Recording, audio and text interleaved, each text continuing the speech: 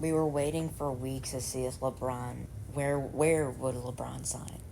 We finally got the answer. It's the 76ers. Kind of a shock. I assumed it would either be the Heat or the Cavs. But here we are. He's a 76er. And he got paid 2 years, $8 million. That's chump change for LeBron. Chump change. So why was his contract so cheap? Well, LeBron just wanted to win. Keeping it honest, he just wanted to win.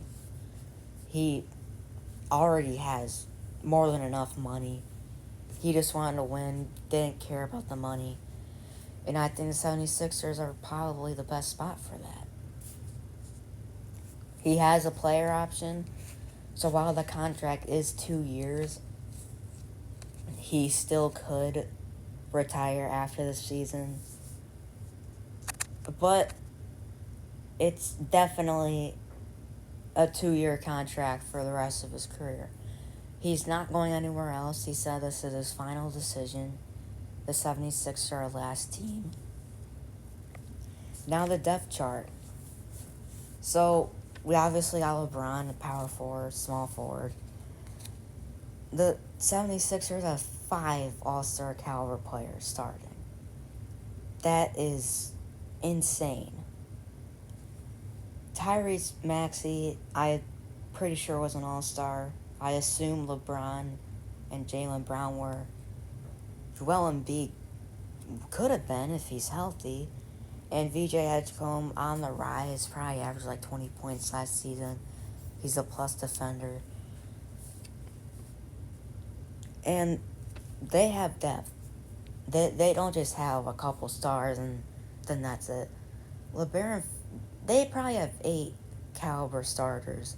Phylon, Simons, and Wade can all start on an average NBA team, along with the 5 starters. Phylon was at Alabama for college, and he was a dog. He was a dog. He averaged like 22 points a game. Defense was a bit of a question, but if you're averaging 22 points a game, does it really matter that much? I mean, Luka Doncic was like a cone out there on defense, so people still call him top 5 player in the game. Anthony Simons, he was averaging 20 a game on the Trailblazers 2 years ago, arguably their best player. And now he's, the 6th or 7th option, no pun intended, on the 76ers. That says something. He averaged 14 a game last year. Dean Wade didn't average 14 a game, but he was a starter on the Cavs who made the Eastern Conference Finals. So that says something. Justin Edwards is a decent bench piece. Dominic Barlow, Dalen Terry, Jabari Walker. Adem Bona, he's a decent bench piece, but Embiid has health problems. The last 5 years, he's played 38 games, 19 games, 39 games, 66 games, 68 games. You cannot have Embiid get injured, because no disrespect to Bona, but he's not going to help you win playing 25, 30 minutes a game. You can't move Wade to center. You can't move LeBron to center. Now we have to address the elephant in the room, Bronny James. Is he going to follow his father to the 76ers? No. According to ESPN's Ramona Shelburne, Bronny is staying put with the Lakers. So they're splitting up, but in a couple years I could see Bryce James, who's a freshman at Arizona, brother to Bronny, son to LeBron, I could see him getting drafted by the 76ers. Nobody expects Bryce James to be anything good, but Bronny averaged like 2 points a game in college. The name recognition will get you drafted. I promise. Now I have to talk about the competition. The 76ers are clearly the most talented team in the Eastern Conference Finals. It's not even close. And that's saying a lot considering you have to compete with the Knicks, who just steamrolled their way to an NBA Finals. The Pistons were the 1 seed. The Celtics won the championship a few years ago. The Cavs made the Eastern Conference Finals, and the Heat just traded for Giannis.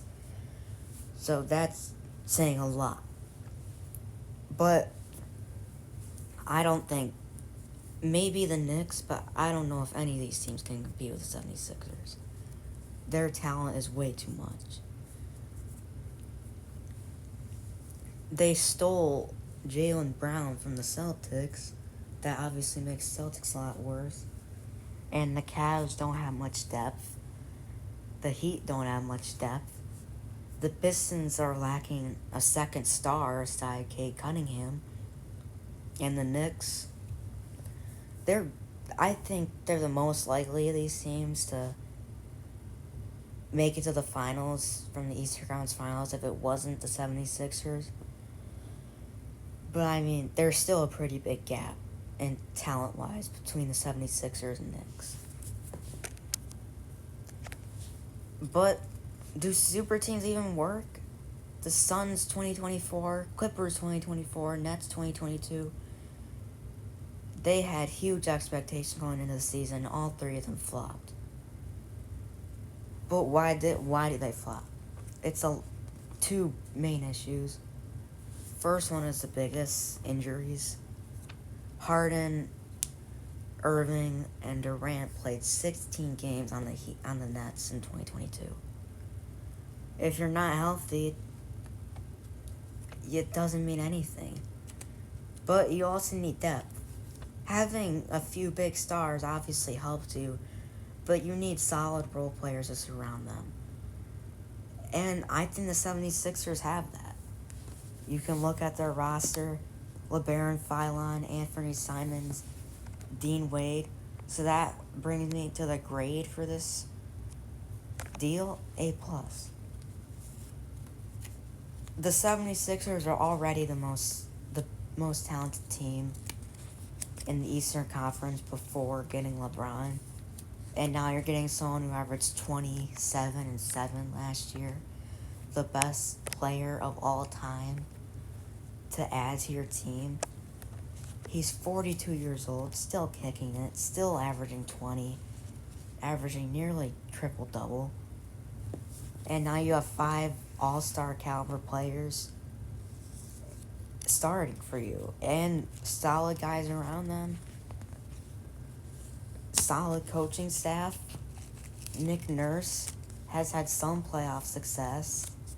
I feel like what am I talking about? He won a championship with the Raptors. So he's had many playoff success. And I trust him to lead the 76ers team to another championship. As long as they stay healthy. Embiid, it feels like he's on the bench more than he's playing. Not because of his ability, but because of his availability. And other guys on this team have had injury questions. But let's hope they can all put it together, because it would be amazing to see LeBron win another ring in one of his final seasons.